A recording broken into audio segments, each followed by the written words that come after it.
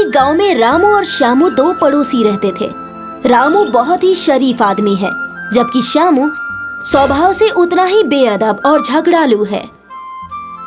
रामू गांव में ठेला लगाकर गन्ने का रस बेचता है और श्यामू हर 10 रोज में अपना कारोबार बदलता रहता है। रामू गांव के एक चौराहे पर आज सुबह अपने गन्ने का ठेला लेकर पहुंच गया और तभी वहां से श्यामू निकल के जाता है। आ जाते हैं सुबह सुबह, खराब माल बेच के मुनाफा कमा रहे हैं और एक हम हैं, सारा माल उम्दा किस्म का बेचते हैं, लेकिन मुझसे सब इतना चिढ़ते हैं कि मेरा कारोबार डूब रहा है। अरे भाईजान, तुम इतना परेशान क्यों हो रहे हो? सब अपना अपना नसीब है। और अगर तुमको लगता है कि मैं लोगों को खराब माल बेचकर बेवकूफ बनाता हूँ, तो भाईजान ये काम आप शुरू कर लीजिए। रामू ये कहकर अपने काम में लग जाता है। श्यामू अपने मन में कुछ सोचता हुआ अपने घर की ओर जाने लगता है। बहुत गुरूर आ गया है रामू में, इसका गुरूर तो तोड़ना पड़ेगा। ये रामू समझता है कि इसका कारोबार बहुत अच्छा चल रहा है, लेकिन इसको कुछ पता ही नहीं कि अभी गर्मी का समय है, इसीलिए सब लोग गन्ने का रस पी रहे हैं और मेरा कारोबार तो दक्षिण भारत का था और वो गांव वालों को बिल्कुल पसंद भी नहीं आएगा। मगर अब से मैं भी गन्ने का रस ही बेचूंगा और खूब सारे पैसे कमाऊंगा। श्यामू खुद की उलझन में ही अपने घर पहुंच जाता है और एक गन्ने के रस का ठेला तैयार करता है। अगले दिन श्यामू भी अपना ठेला लेकर रामू के करीब ही खड़ा हो जाता है। एक आदमी गन्ने का रस पीने रामू के पास आता है। भाईजान, एक गिलास गन्ने का रस पिला दो। कितने रुपए का है? भाईजान, बिल्कुल ताजा और मीठा रस है, सिर्फ 10 रुपए में एक गिलास। तभी श्यामू बीच में बोल पड़ता है। एक गिलास सिर्फ 5 रुपए में जी हाँ, सिर्फ 5 रुपए में, वो भी ठंडा ठंडा खसूसी गन्ने से निकला हुआ रस, जो एक बार पिए वो कभी ना भूले। अरे वाह, कितना सही है, मैं 10 रुपए में 2 गिलास पी सकता हूँ। रामू भाईजान, आप बहुत महंगा दे रहे हैं, आप रहने दो, मैं तो श्यामू से ही लूंगा। दाम कम करो और खसूसियत ज्यादा उम्दा करो। वो आदमी भी रामू की दुकान छोड़कर श्यामू के पास जाकर गन्ने का रस पीता है और बहुत खुश होकर वहां से चला जाता है। क्यों रामू, मैंने कहा था ना कि कभी अपने काम पर गुरूर नहीं करना चाहिए। लो, मैंने तोड़ दिया तुम्हारा सारा गुरूर। कुछ दिन ऐसे ही बीत जाते हैं और रामू बहुत मायूस हो जाता है। श्यामू खराब गन्नों का रस निकालता और उसमें पानी डाल देता, लेकिन रामू से कम कीमत पर रस बेचता है, तो सभी खरीदार उसी के पास जाने लगते हैं। एक दिन रामू सुबह सुबह अपनी मायूसी से ठेला लेकर रस बेचने आया, लेकिन आज वो बेमन ही काम पर आया, क्योंकि आजकल उसकी बिक्री होना बंद हो गई थी, तो उसका अब काम पर आने का मन नहीं करता था। लेकिन जैसे ही वो आया, वो देखता है कि श्यामू के ठेले पर बहुत मजमा लगा है। तुमने अपना घटिया माल से हम सबको बहुत नुकसान पहुंचाया है। जिसने भी तुम्हारे यहाँ से गन्ने का रस पिया है वो अब तक बीमार पड़ा है। हम तुम्हें नहीं छोड़ेंगे। सब लोग श्यामू को बहुत पीटते हैं और उसका कारोबार एक बार फिर से बंद हो जाता है। जब मैं मार खा रहा था तो रामू मुझे बचाने नहीं आया। मैं आज ही कुछ ऐसा करूंगा जिसमें रामू भी कल यहाँ गन्ने का रस न बेच पाए। गुस्से से भरा श्यामू कबाड़ में से एक पुरानी गन्ने की मशीन लाता है और उसे रामू की मशीन से रात को बदल देता है। उसे खुद के कारोबार बंद होने का कोई गम नहीं है, बल्कि रामू का काम बंद हो जाएगा उसकी बहुत खुशी है। ऐसा सोचते हुए वो सो जाता है। अगले रोज मुझे ये मशीन कुछ अजीब सी और बदली बदली लग रही है। वैसे इसे कौन बदलेगा? चलो अब इससे रस निकाल कर देखता हूँ। रामू जैसे ही उसमें गन्ना डालता है, उसमें से रस के बजाय सोने के सिक्के बाहर आने लगते हैं। रामू जल्दी ही अपने घर पहुंचा और उसने खूब सारे सिक्के बनाए और उनको पैसों में बदला और शान से जीने लगा। रामू के पास इतना पैसा कैसे आ गया? और अब इसने काम करना भी बंद कर दिया है। मालूम करना पड़ेगा। श्यामू पता लगाता है, लेकिन वो सर पर हाथ रखकर बैठ जाता है जब उसे पता चलता है कि कबाड़ से लाई गई मशीन सोना बनाती थी। श्यामू उस मशीन को चुराने की योजना बनाता है। वो मशीन चुराने में कामयाब भी हो जाता है। अब मैं इससे खूब पैसे कमाऊंगा। श्यामू मशीन में गन्ना डालता है, लेकिन गन्ने के साथ वो भी मशीन में चला जाता है और उसकी मौत हो जाती है। कई बार हम दूसरों के लिए खोदे गड्ढे में खुद ही गिरकर बर्बाद हो जाते हैं, जबकि दूसरा आबाद हो जाता है।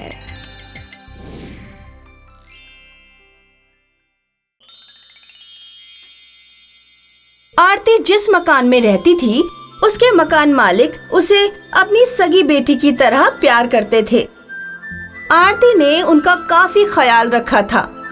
उसके मकान मालिक और मालकिन एक रोज बाहर निकले और कभी लौटकर नहीं आए। उनका एक कार हादसे में इंतकाल हो गया। वो अपना घर आरती के हवाले छोड़ गए थे और आरती उसका अच्छे से ख्याल रखती थी। पर एक रोज मकान मालिक के बेटे और बहू आए। आरती, तुम्हें अम्मी अब्बू ने घर की जितनी चाबियां दे रखी हैं, वो सब लौटा दो मुझे। भाईजान, चचा और चची जान ने सिर्फ दरवाजे की ही चाबियां दी थी मुझे, और कोई चाबी नहीं है मेरे पास। देखो आरती, अब मैं आ गया हूँ तो तुम मुझे सारी चाबियां दे सकती हो और ये घर भी छोड़ दो। भाईजान, मेरे पास एक ही चाबी है और वो मैं आपके हवाले कर दूंगी। रही बात घर छोड़ने की, तो मेरे पास रहने के लिए और कोई आसरा नहीं है। मैं कहाँ रहूंगी भाईजान? तुम कहीं भी रहो, हमें क्या। अपना कमरा जल्द से जल्द खाली कर दो।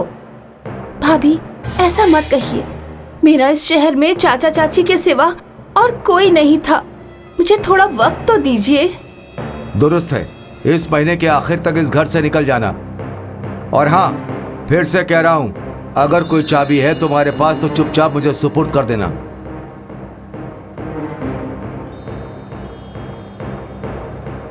भैया किस चाबी की बात कर रहे हैं? कहीं तहखाने की चाबी तो नहीं चाहिए उन्हें? पर तहखाने का दरवाजा तो खुला रहता है हमेशा।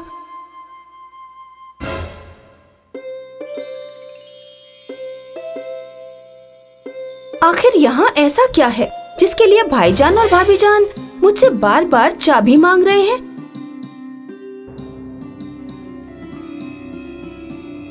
अरे, इस कमरे के अंदर नल क्यों खुला रह गया है? चचा जान चाची जान भी क्या क्या अजीबोगरीब चीजें करते हैं। इतना गंदा पड़ा है ये नल भी।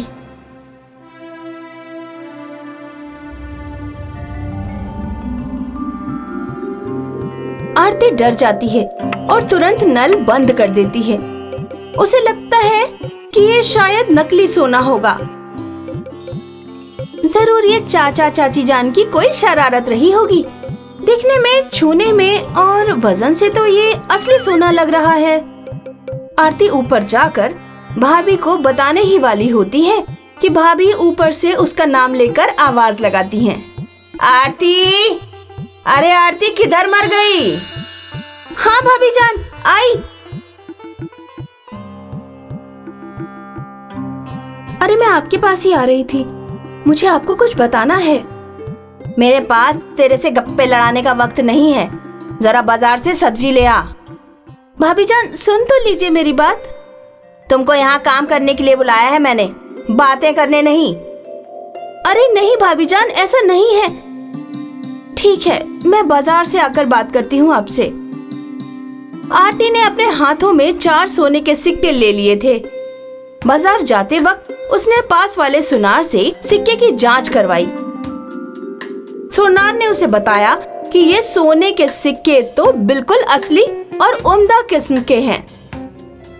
सुनार उसे शक की नजरों से देखते हुए पूछता है कि ऐसे सिक्के मिले कहां से।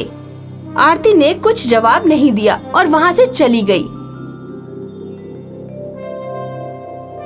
दूसरे रोज भाभी ने आरती से पूरे घर की सफाई में ही लगा दिया।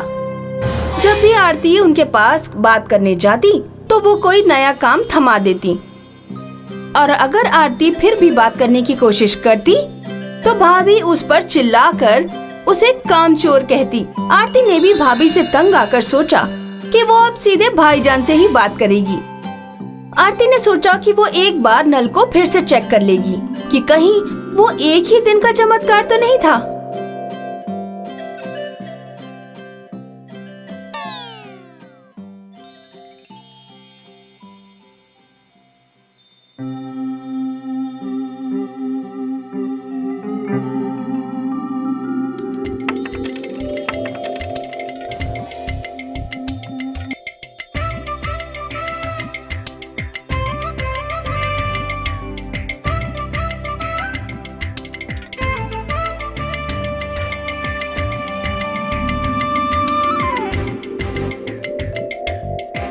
आरती, इधर आना।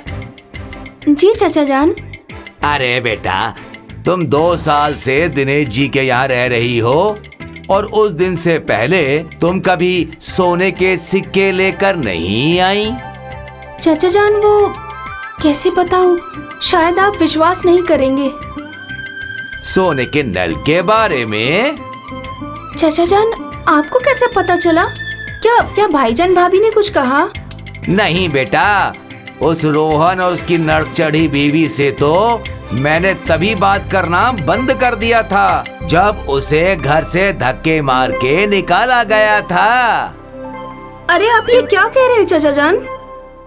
हाँ बेटा, दिनेश जी एक बहुत ही नेकदिल इंसान थे। उन्हें एक दिन खुदा की ओर से तोहफे के तौर पर वो सोने का नल मिला। उन्होंने कभी उन सोने के सिक्कों का गलत इस्तेमाल नहीं किया।